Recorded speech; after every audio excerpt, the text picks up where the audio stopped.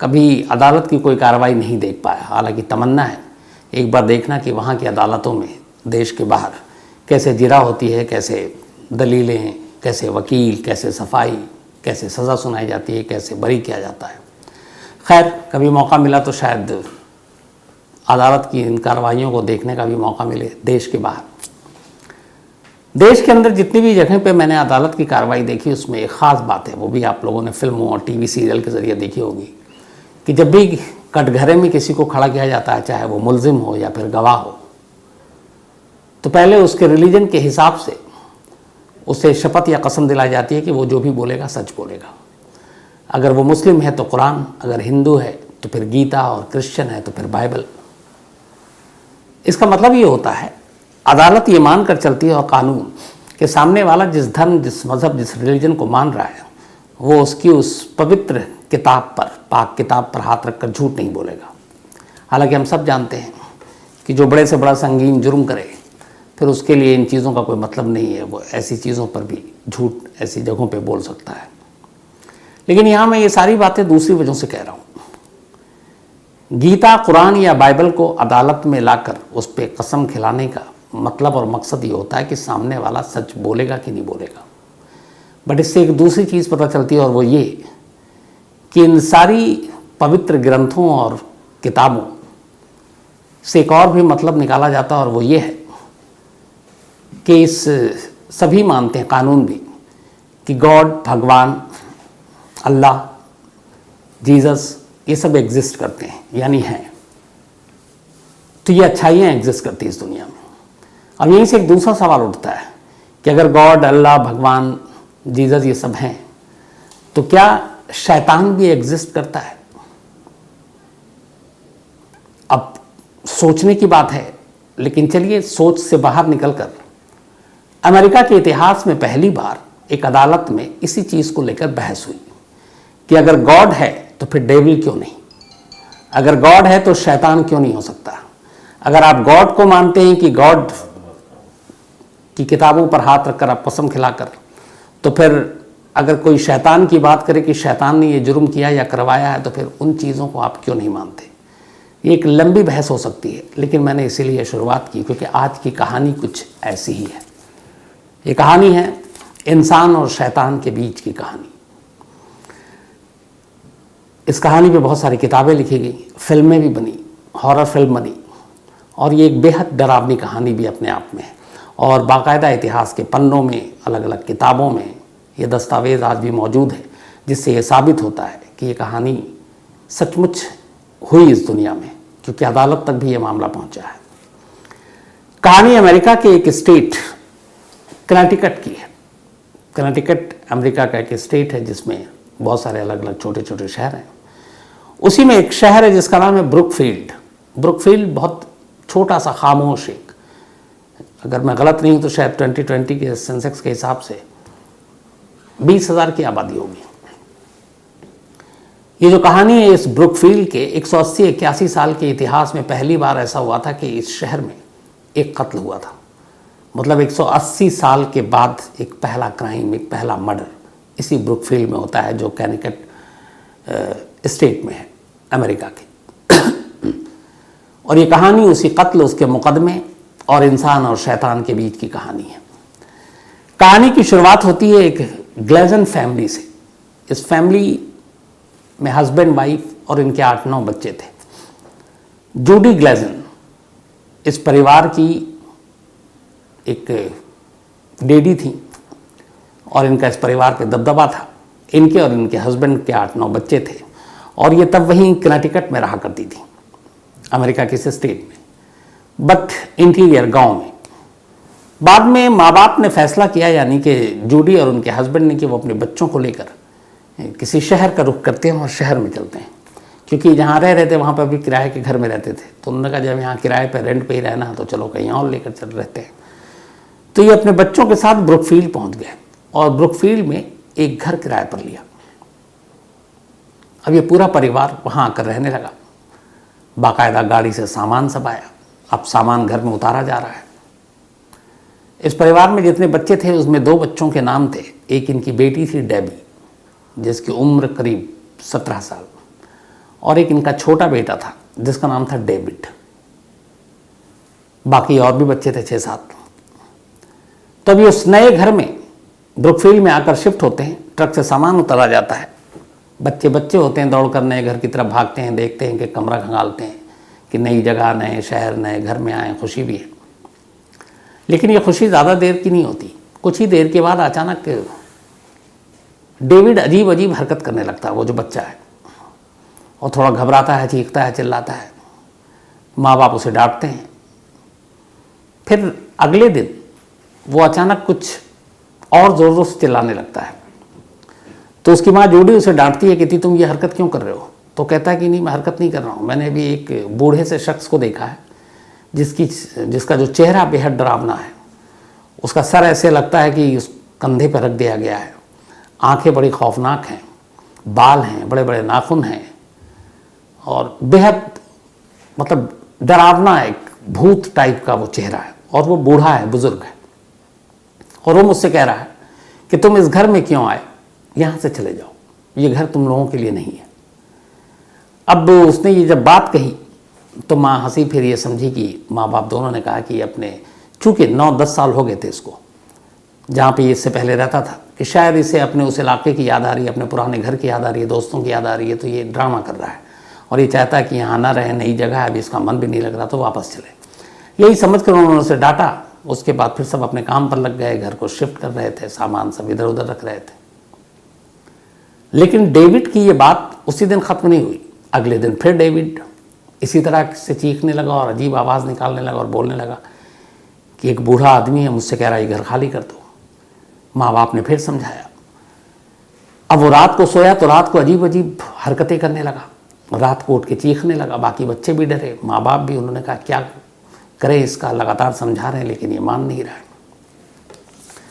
बहुत समझाया लेकिन डेविड के अंदर से ये भूत निकला नहीं कि उसे एक बूढ़ा शख्स दिखाई देता है। धीरे धीरे माँ बाप को लगा कि ये ड्रामा तो नहीं कर रहा, कुछ और है, पर क्या है। उन्होंने डॉक्टर को दिखाया, बट कोई बीमारी ही नहीं पकड़ पाया डॉक्टर। अब डेविड धीरे धीरे बीमार होने लगा, वो बच्चा, और बीमारी के आलम में अब घर में है, बिस्तर पे लेटा हुआ। एक रात अचानक बिस्तर पे ही बुदबुदाने लगा, और उस ज़माने में वो लैटिन लैंग्वेज में बात करने लगा, लैटिन भाषा। अब जूडी और उनके पति ये सब घबरा गए कि इसको अभी इतनी सी उम्र है, इसने कभी इंग्लिश के अलावा कोई और लैंग्वेज इसे आती नहीं है, और ये कहाँ से फर्राटेदार बोल रहा है। बट सुबह हुआ तो फिर वो नॉर्मल, उन्हें लगा कुछ गड़बड़ है। फिर उन्होंने डॉक्टरों से कंसल्ट किया। डॉक्टर साहब पूरा चेकअप करता है, लेकिन वो भी क्या इलाज करे कि उसे यही पता नहीं कि उसको मर्ज क्या, बीमारी क्या उसकी। अब धीरे धीरे डेविड की हालत और बिगड़ रही है। वो अब ज़्यादा चीखता चिल्लाता और बार बार यही कहता कि एक बूढ़ा शख्स है और वो मुझे कह रहा है कि तुम इस घर से निकल लो। माँ बाप ने कहा कि कुछ तो गड़बड़ है। फिर धीरे धीरे ऐसा हुआ कि अब उसकी आवाज़ चली गई। अब वो सिर्फ आवाज़ें अजीब अजीब मुँह से निकालता, लेकिन बोलता कुछ नहीं, और इशारों में भी बोलता तो एक हिस्स जैसी आवाज़ निकालता। अब घर वाले और घबरा गए। इसके बाद क्या करें, अच्छा बड़े धार्मिक लोग थे जूडी और ग्लेजन, तो उन्होंने ब्रुकफील्ड के कुछ चर्च से कांटेक्ट किया और उन्होंने कहा कि हमारा बेटा बिल्कुल ठीक ठाक यहाँ आने के बाद से वो अजीब अजीब तरह की हरकतें कर रहा है, बर्ताव कर रहा है, कभी चीखता है, चिल्लाता है, कहता है एक बुजुर्ग आदमी दिखाई देता है। तो कई फादर वादर ने देखा, उन्होंने कहा कि ऐसा कुछ नहीं है। लेकिन डेविड की हालत लगातार ख़राब होती जा रही है। इसी दौरान में फिर कुछ फैमिली फ्रेंड ने इनको सलाह दी कि एक काम करो, किसी न किसी तरीके से किसी चर्च के किसी फादर को पकड़ो और उनसे कहो कि वो डेविड का इलाज करे रिलीजियस तौर पर, और उसको एक कहते हैं एक्सिज्म, तो एक्सिज्म करवाए।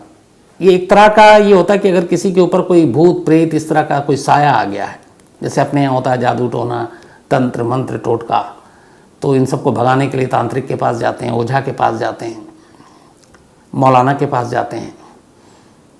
तो वैसे ही इनके यहाँ था कि फादर को बोलो इनका एक्सिज्म कराए डेविड का। अब इसको कराने के लिए पूरी एक लंबी तैयारी करनी पड़ती है, फिर सारे विधि विधान उनके होते हैं, उसी हिसाब से होता है। लेकिन सारे चर्च के फादर ने मना कर दिया ये करने से, एक्सिज्म अब घर वाले और परेशान हो गए, इधर डेविड की तबीयत लगातार बिगड़ रही है, चर्च और फादर कोई मदद नहीं कर रहे हैं, तो ये क्या करें। तभी इनको पता चलता है कि दो लोग हैं जो ऐसी चीज़ों के माहिर हैं, भूत प्रेत या ऐसी जो शैतानी शक्तियां हैं उनको भगाने में माहिर हैं, उनको समझने में माहिर हैं, और उनमें से एक का नाम है एड और एक का नाम है लॉरेन।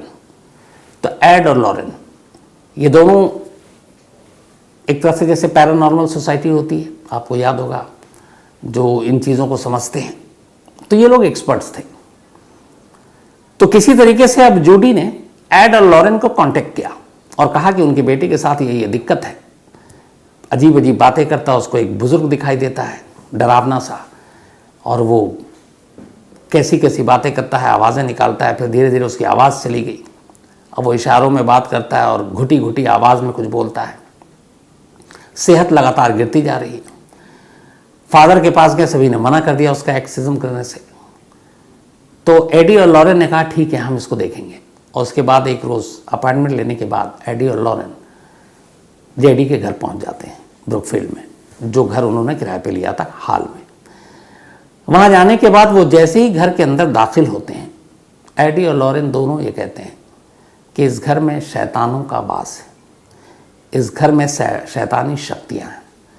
और इसके बाद जब पहली बार डेविड उनके सामने लाया जाता है तो डेविड को देखते ही दोनों समझ जाते हैं कि मामला क्या है।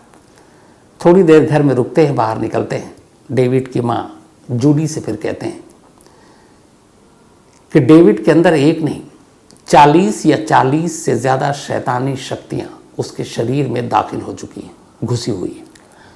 और उन 40 से ज़्यादा शैतानी शक्तियों के बीच में आपस में ये लड़ाई चल रही है कि डेविड के शरीर पर कौन कंट्रोल करेगा, कौन कब्जा करेगा। और इस लड़ाई के चक्कर में डेविड की हालत बिगड़ती जा रही है। तो 1, 2, 3 शैतानी शक्तियां हों तो समझ में आता 40 से ज़्यादा। और ख़ुद एड और लॉरेन के हिसाब से ये पहली बार उन्होंने देखा कि ये ऐसा केस कि एक शख्स के शरीर में घुसने के लिए 40 शैतानी ताकतें लड़ रही हैं। अब जब ये बात पता चली तो जूडी और उनके हस्बैंड और घबराए। उन्होंने कहा कि इसका इलाज कैसे होगा। तब उन दोनों ने भी कहा कि डेविड का जो है एक्सिज्म कराना पड़ेगा। उन्होंने बताया कि सारे चर्च जितने भी ब्रुकफील्ड में, सबने मना कर दिया, फादर ने मना कर दिया। उन्होंने कहा कोई बात नहीं, मैं बात करता हूँ। अब एड और लॉरेन ने बात की एक चर्च के तमाम लोगों से, और इत्तेफाक की बात यह है कि एक चर्च के फादर तैयार हो गए डेविड का एक्सिज्म करने के लिए। इसके बाद शुरुआत हुई। उन्होंने आकर फादर ने अपने तरीके से जो भी रस्म विधि विधान था 3 बार अलग अलग चरणों में इसे पूरा किया। लेकिन जब तीसरी बार वो करने के लिए आए, अब ये 2 बार हो चुका है, तीसरी बार आए, इसी बीच में इस कहानी में एक नया मोड़ आता है। डेविड की बहन डेबी जो उससे बड़ी थी, 17 साल जिसकी उम्र, वहाँ आने के बाद उसकी दोस्ती एक लड़के से हुई और उस लड़के का नाम था आर्ने जॉनसन। आर्ने और डेबी एक दूसरे को पसंद करते थे, वो गर्लफ्रेंड बॉयफ्रेंड थे। और इस दौरान में डेबी भी अपने भाई की इस बीमारी को लेकर बेहद परेशान थी।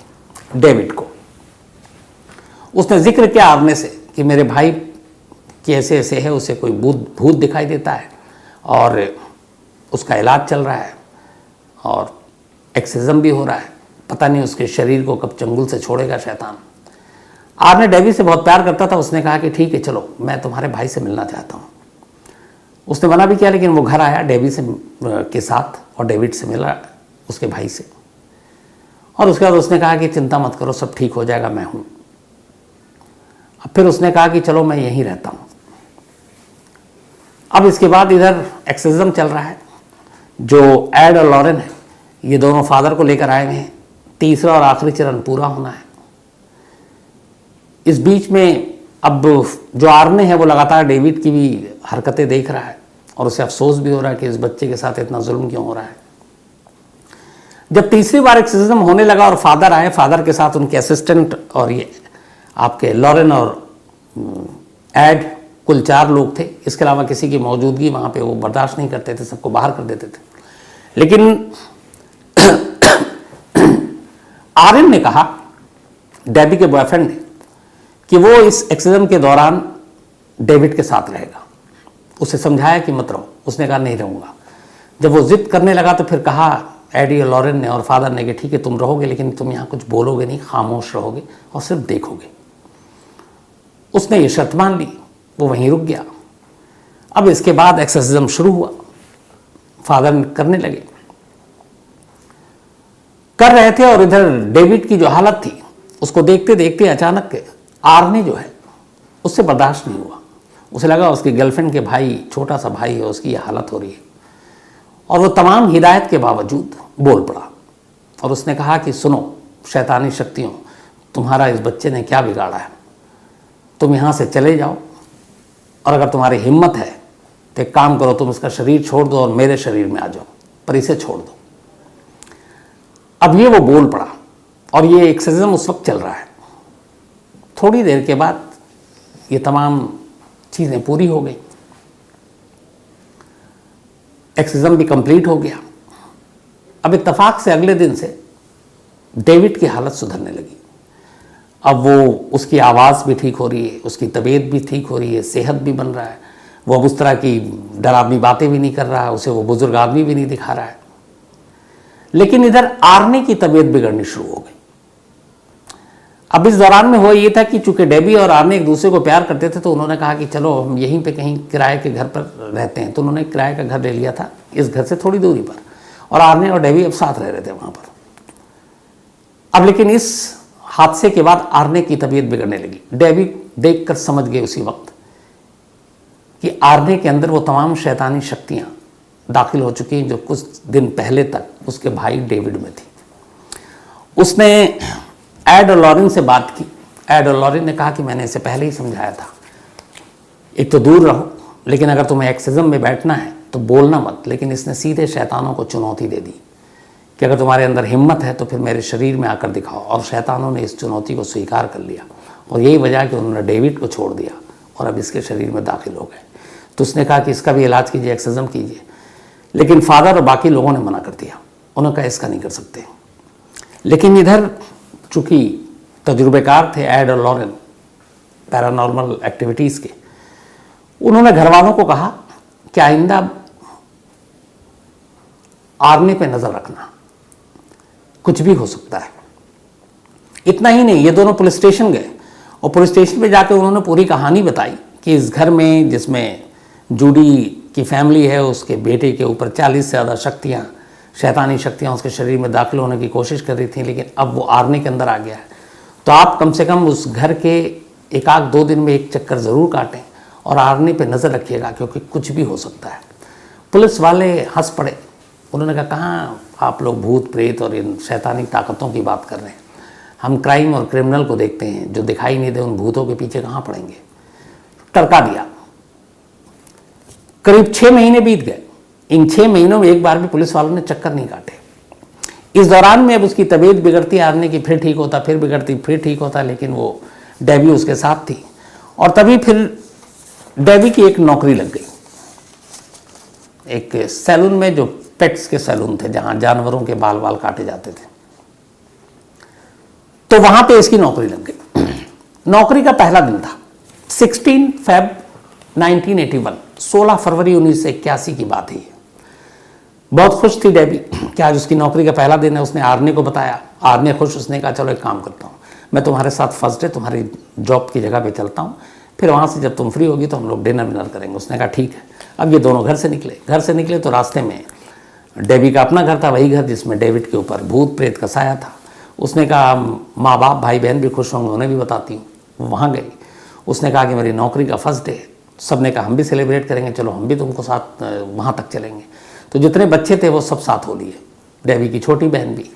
अब ये सभी उस जगह पे पहुँच गए जहाँ पे डेबी की नौकरी का पहला दिन है। आर्ने भी है, डेबी के अपने भाई बहन भी हैं। वहाँ जाने के बाद जो दुकान के मालिक, उसने भी इन लोगों का वेलकम किया। उसका नाम था एलन, और इन लोगों को फिर दोपहर को लंच कराया। सब कुछ ठीक था। लेकिन इसी दौरान में डेबी की एक बहन जिसका नाम मैरी था, सब खाना खा रहे थे और वो एलन जो है कहते हैं कि मैरी को घूर रहा था, हालांकि मैरी की उम्र 9-10 साल थी। फिर वहीं इसी चीज को लेकर झगड़ा हो गया। इस झगड़े में अचानक सारे लोग भी कुछ बोल रहे थे, डेबी के घर वाले भी, भाई बहन भी। एलन दूर खड़ा, बल्कि आर्ने दूर खड़ा देख रहा था। पता नहीं फिर अचानक उसे क्या हुआ, और इस बात के सारे वहाँ पे चश्मदीद हैं। उसे बहुत तेज़ गुस्सा आया और एक तरह से उसने हवा में छलांग मारते हुए एलन के ऊपर जाकर गिरा, सीधे एलन के सीने पर बैठा। उसके जेब में एक चाकू था छोटा सा, उस चाकू से उसने इसके बाद एक एक करके 5 वार उसके सीने पर किए। एलन की मौके पर ही मौत हो गई। ये देखकर सब बदहवास वहाँ से भागे, आर्ने भी निकल गया। लेकिन थोड़ी देर में पुलिस को खबर मिली, ब्रुकफील्ड में 181 साल के बाद होने वाला ये पहला कत्ल था। इसलिए पुलिस भी मतलब सद्य थी। लेकिन वहाँ आने के बाद पता चला कि आर्ने नाम के एक शख्स ने कत्ल किया। 1 घंटे के अंदर अंदर आर्ने को गिरफ्तार करके पुलिस स्टेशन ले आई। लाने के बाद उससे जब पूछा तो अब आर्ने हैरान, और इससे ज़्यादा पुलिस हैरान। आर्ने ने कहा कि मेरे हाथ कपड़ों में खून लगे, मुझे नहीं मालूम ये फ़ोन कहाँ से आए। तो उसने कहा थोड़ी 1 घंटा पहले तुमने एक कत्ल किया है। उसने कहा मैंने किसी को नहीं मारा, मुझे तो कुछ भी याद नहीं है। मैं तो सुबह डेबी के साथ निकला था, वहाँ गया था, हम सब खुश थे, उसकी पहली नौकरी का पहला दिन था। अब वो ये बताने को या मानने को तैयार ही नहीं कि इसने कोई कत्ल किया है। अब ये बात इधर चूंकि शहर में भी फैल रही है कि यहाँ पे कत्ल हुआ, और उनके लिए बड़ी चौंकाने वाली बात। थोड़ी देर के बाद एड और लॉरेन तक भी यह खबर पहुंची कि आर्ने के हाथ से कत्ल हुआ है। जब वो सुने तो फिर वो भी गए पुलिस के पास। उन्होंने कहा याद है मैंने आपको 6 महीने पहले कहा था कि आर्ने के ऊपर नज़र रखिएगा, कभी भी कुछ हो सकता है। अब पुलिस वालों को वो बातें याद आई। उन्होंने कहा हाँ कहा तो था। अब एड और उन्होंने बताया कि कैसे शैतानी ताकतों ने इसके ऊपर कब्जा कर रखा है।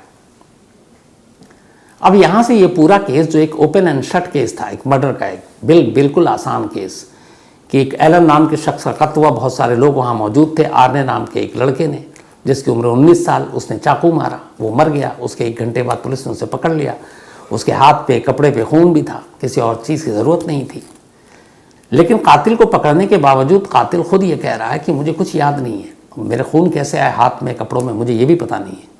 और उधर उसी पुलिस को 6 महीने पहले 2 लोग ये आगाह करते हैं पैरानॉर्मल सोसाइटी के कि इसके ऊपर नज़र रखनी है, ये कुछ भी कर सकता है। इससे पहले कोई क्रिमिनल रिकॉर्ड नहीं, उसका पूरा पढ़ाई लिखाई का जो रिकॉर्ड बेदाग, बहुत अच्छा स्टूडेंट, पढ़ने लिखने में ब्रिलियंट, कभी क्राइम में कोई हाथ नहीं रहा। अब पुलिस भी हैरान, लेकिन क्या करे, क्राइम हुआ था। पुलिस ने अब आर्ने को कोर्ट में पेश किया, और यहीं से अमेरिका के इतिहास का ये पहला मुकदमा है जो इंसान और शैतान के बीच लड़ा गया। आर्ने के वकील ने अदालत में दलील दी कि उसके मुवक्किल ने कत्ल तो किया है, लेकिन वो कत्ल उसके मुवक्किल ने नहीं किया बल्कि करवाया गया है। और ये कत्ल करवाने वाला कोई और नहीं है, शैतान है, शैतानी ताकतें। यानी जब उसने कत्ल किया तो वो अपने होश व हवास में नहीं था, बल्कि उस पर काबू पाया शैतानों ने, और उसके हाथ से ही ये चाकू चलवा दिया। अब अदालत के सामने ये बातें रखी गई, तो इससे पहले कभी कोई ऐसा मुकदमा था नहीं। जज भी थोड़े घबरा गए कि ये मामला क्या है। उसने कहा देखो हम गॉड और ये सारी चीज़ें तो मानते हैं, लेकिन आप कह रहे हो कि ये आपके मुवक्किल ने कत्ल किया, लेकिन ये कत्ल डेविल ने कराया, शैतान ने कराया, इसका कोई सबूत, प्रूफ? वकील ने वो सारे सबूत प्रूफ रखे, डेविड की सारी चीज़ें बताई। ये बताया कि 6 महीने पहले उन्होंने पुलिस को आगाह किया था कि अब शैतानी ताकतें आर्ने पर कुछ हो सकता है। पुलिस वालों ने ये बयान भी दिया। फिर उन्होंने ये भी बताया कि कैसे एक्सोर्सिज्म करवाया था पहले इससे, और उसके दौरान ही इसके अंदर वो शैतानी ताकतें आई। लेकिन ब्रुकफील्ड के जितने भी चर्च थे और जो फादर ने किया था एक्सोर्सिज्म उस वक्त डेविड का, वो चूंकि इन सारी चीज़ों को ओपन नहीं कर सकते थे, तो वो मजबूर थे अदालत में खड़े होकर बयान देने और कहने के लिए कि उन्होंने इस एक्सोर्सिज्म के दौरान क्या किया था, या किया भी था कि नहीं किया था। तो उन फादर्स ने गवाही नहीं दी, किसी चर्च की तरफ से भी किसी ने बयान नहीं दिया। अब यहाँ पे वकील बार बार कह रहे हैं कि उसके मुवक्किल ने कत्ल किया है, लेकिन अपने होशो हवास में नहीं, ये शैतान ने कराया। जज ये मानने को तैयार नहीं। बहुत सारे एक्सपर्ट्स को बुलाया गया, पैरानॉर्मल एक्टिविटीज जो थे इस पे काम करते उनको बुलाया गया, लेकिन बार बार जज एक ही चीज़ पर आकर रुक जाते थे कि मैं कैसे ये मानूं, किस तरीके से मैं इसको मतलब बरी कर दूं, कि ये सोचकर कि ये शख्स तो वही है कातिल, लेकिन इसके अंदर कुछ और लोग हैं, 30-40 और लोग बैठे हुए हैं जो इससे काम करवा रहे हैं, इस तरह का। तो लोग हंसेंगे और इन चीज़ों की कोई कानून में जगह नहीं है, तो मैं इस पर ऐसे तो बरी नहीं कर सकता। और फर्स्ट डिग्री मर्डर के चार्जेस हैं इस पर, यानी कत्ल का। तो इन चीज़ों के आधार पर कि शैतानी ताकतों ने कराया, मैं इसको बरी नहीं करूँगा। लग गया आर्ने के वकील को कि अब बरी होना मुश्किल है। फिर उन्होंने कहा कि इस केस को दूसरा रुख देना पड़ेगा, और आखिर में ये कहानी फिर कही गई, चूँकि अब भूत प्रेत शैतानी ताकतों पर अदालत तो मानेगी नहीं, और लंबी बहस हो चुकी थी, उन्हें अंदाज़ा हो गया था जज क्या फ़ैसला देंगे। तो फिर उसने कहा कि हमारे मौक्किल ने सेल्फ डिफेंस में ये कत्ल किया है, क्योंकि एलन ने हमला किया था। एलन ने एक बच्ची को छेड़ने की कोशिश की थी और उसी में झगड़ा हुआ, और उस झगड़े में सेल्फ डिफेंस में उसने कत्ल किया। अब अदालत के सामने दो चीज़ें थी। एक, पहली वाली चीज़ कि कत्ल आर्ने ने किया है, लेकिन कत्ल करवाया जो है वो शैतानों ने, शैतान की वजह से ये कत्ल हुआ। और दूसरा, सेल्फ डिफेंस में कत्ल हुआ, और कत्ल हुआ इसमें कोई शक नहीं कि कातिल कौन है, वो आर्ने ही है। अदालत ने दूसरे पहलू को सामने रखा ताकि अदालत का मजाक ना उड़े, और फिर कहा कि आर्ने जो है वो एलन का कातिल है, और इसलिए इसको 10 से 20 साल तक की सज़ा दी जाती है। आर्ने को 10 से 20 साल की सज़ा दी गई, लेकिन वो जेल में सिर्फ और सिर्फ 5 साल रहा। 1986 में वो जेल से बाहर आ गया, रिहा हो गया। तब उसकी उम्र करीब 25 साल हो चुकी थी। बाहर आने के बाद डेबी उसका इंतज़ार कर रही थी। डेबी के घर वाले भी उसने उस वक्त मदद की थी। फिर आर्ने ने डेबी से शादी कर ली, दोनों के बच्चे हैं, आज भी दोनों मौजूद हैं, दोनों खुश हैं। उसका धीरे धीरे अब आर्ने की तबीयत भी सुधरने लगी कि उसने वो जगह और वो इलाका छोड़ दिया। शायद उस घर की वैसे प्रॉब्लम थी। उधर डेविड भी ठीक हो चुका था। 2007 का साल आ गया, 2007। ये कहानी एक बार फिर सुर्खियों में आती है। 2007 में डेबी और उसके घर वाले पहली बार कोर्ट में एक केस करते हैं, और ये केस करते हैं एड और लॉरेन के खिलाफ। वही दोनों जिनकी वजह से डेविड ठीक भी हुआ और जो पैरानॉर्मल और ऐसी चीज़ों के एक्सपर्ट्स थे।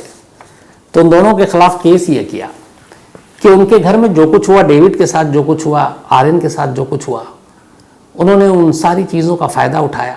अच्छा, इन दोनों ने उस वक्त आर्यन का जब मामला कोर्ट में चल रहा था आर्ने का, तो गवाही देने नहीं आए, इन्होंने कुछ नहीं कहा, तो उसका भी एक गलत असर पड़ा जजमेंट पर।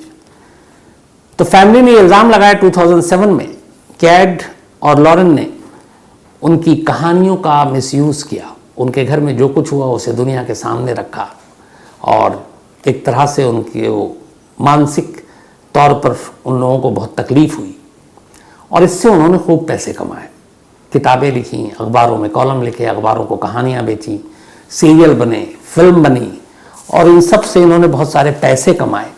और इसीलिए इनके खिलाफ ये केस किया गया, इन दोनों के खिलाफ ये केस चला, लेकिन फिर अदालत में कुछ हुआ नहीं, और आखिरकार केस डिसमिस हो गया। 2007 में आखिरी बार ये कहानी तब दोहराई गई थी, उसके बाद फिर कभी नहीं। आज लगभग 2007 के बाद अगर कहें तो 15 साल हो गए, दोबारा ये मामला या मुद्दा नहीं उठा। इसमें बहुत सारे सीरियल और वो भी बनी, एक हॉरर फिल्म बनी थी कंजूरिंग, जिसमें ये भी कहा गया था कि कई बार तब डेयरिंग कि अगर कोई अकेला पिक्चर सिनेमा हॉल में बैठकर देखे तो उसे इनाम मिलेगा। तो ये उसी कहानी के ऊपर बेस थी। तो ये वो कहानी थी, ये अमेरिका के इतिहास का वो मुकदमा था जो इंसानों और भूत के बीच लड़ा गया था। तो कहानी में